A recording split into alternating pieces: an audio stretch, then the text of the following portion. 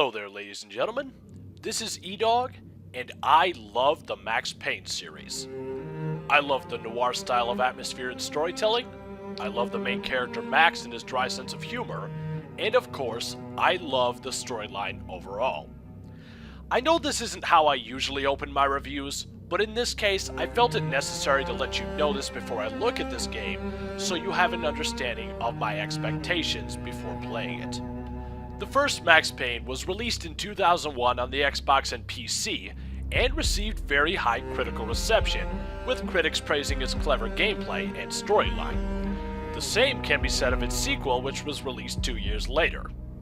But here we are in the year 2012, and the long-awaited sequel to this series has finally arrived. So, does this game do its predecessors justice, or was this game a bigger disappointment than the ending of Mass Effect 3? Well, fingers crossed and hand on the whiskey bottle, let's take a look and find out. This game begins quite some time after the events of Max Payne 2. So, what had Max been up to over these years? Well, he's moved to Brazil, got a job providing security for a very rich family, started drinking heavily and popping more pills than before, and grew a sweet depression beard. So, I'd say things aren't looking too good. But if you think for a second that just because it appears that Max has hit rock bottom, that it can't possibly get any worse, you ain't seen nothing yet. Max's security gig ends up getting much more complicated, as it appears that there are many parties interested in getting their hands on this family, whether it be to kidnap them, hold them for ransom, or just flat out murder them. But regardless of how far Max has fallen, he still does have his detective intuition, and soon enough, things stop adding up.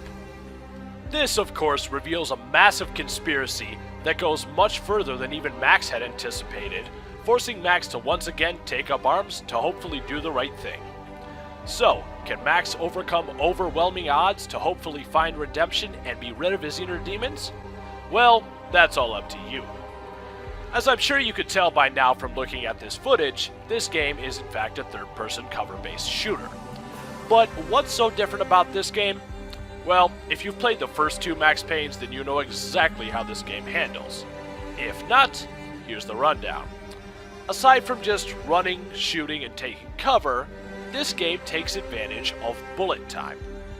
That's right, when Max's adrenaline reaches a certain point, he gains the ability to move faster than all of his adversaries for a short time. This ability can be exploited under almost any situation, even while dramatically ramping a boat.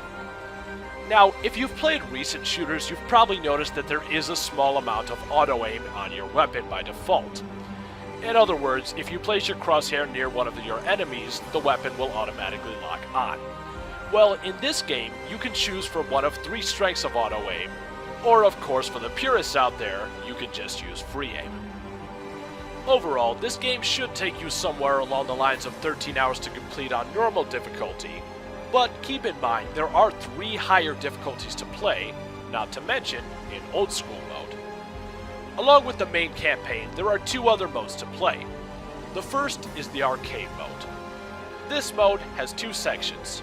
The first is Score Attack, in which you play through previously beaten levels while trying to achieve a high score. Points are given for kills, kill streaks, bullet time kills, and accuracy. Points are deducted, however, for getting hit, hitting civilians, and taking painkillers. The second arcade mode is named New York Minute. This mode also has you playing through previous missions, although this time you are racing against the clock. In order to make the par, you gain more time for kills and bonus time for headshots and bullet time kills. All of your scores for either mode can then be uploaded to the leaderboards to compare with everyone else in the world that has this game. Now let's move on to one of the most hyped aspects of this game, the newly minted online multiplayer. First, let's start with the basics. When you enter a game, you can either choose to play with people who are using free aim or a soft lock auto aim. Once you choose that, you can then enter a game. There is, of course, the standard deathmatch and team deathmatch, a play on the standard territories mode named Gang Wars. Then there's a fairly interesting mode named Payne Killer. This mode starts with two players taking on the roles of Max and his partner Raul Pasos. It is then the objective for everyone else to take them out. But if this seems unfair, not to worry. Both Max and Raul are granted with very powerful loadout and abilities. If someone manages to kill either Max or Raul, that person then becomes that character. Whichever player has the most points by the end of this mode wins.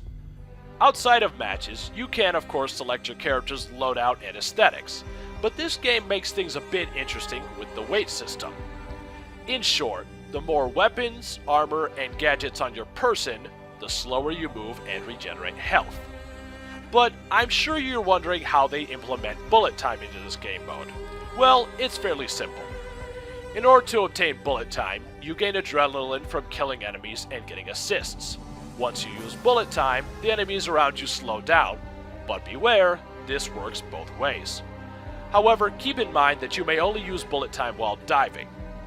Along with bullet time, you also get special abilities named bursts. Also using adrenaline, these bursts give you abilities such as locating enemy locations, and all have 3 levels for how many times you use them. And now for the reviewing. I'll start off with an aspect that I'm sure many of you are concerned about. After all these years, how does the storyline hold up compared to the former games? Well, here's the rundown. It does manage to keep the same spirit of the former games, and Max still is the character you know and love, albeit an alcoholic. However, even though this story is canonical, there really aren't too many references to Max's former life other than a few flashback sequences. Now let's talk about the gameplay. Like I've said before, if you've played either of the first 2 games, then you pretty much know exactly how this game controls, even down to how Max moves around and goes into cover. But even though this game feels similar, the overall handling does feel a bit smoother, although sometimes you and the camera may have disagreements on where to look. The AI, however, is a bit spotty. For the most part, they will offer a sufficient challenge while overwhelming you and flanking your position, but oftentimes you can just wait around and lure them out into the open, making for some easy kills. As for the graphics, well, they look fine to me. The character models and even the enemies are all fairly varied and well designed. And personally, I'm just happy that Max has more than one expression on his face. But what do I think of the much hyped and extremely exciting online multiplayer? Well, to my surprise, it's pretty damn fun. I initially didn't think much of it, especially because I've seen this type of thing overhyped before, but once you get the swing of this mode, there is quite a bit of enjoyment to be had. Even though I seriously suck at it. So, in conclusion, did this game hold up to my expectations, and is it worth your time?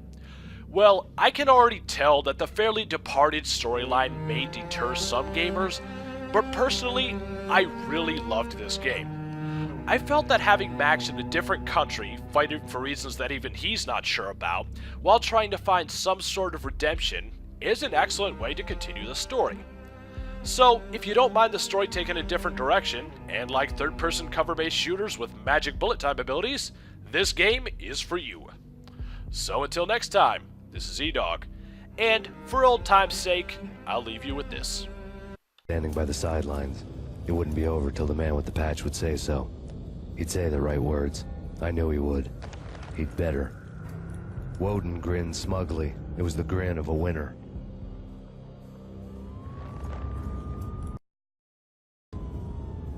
See you next time.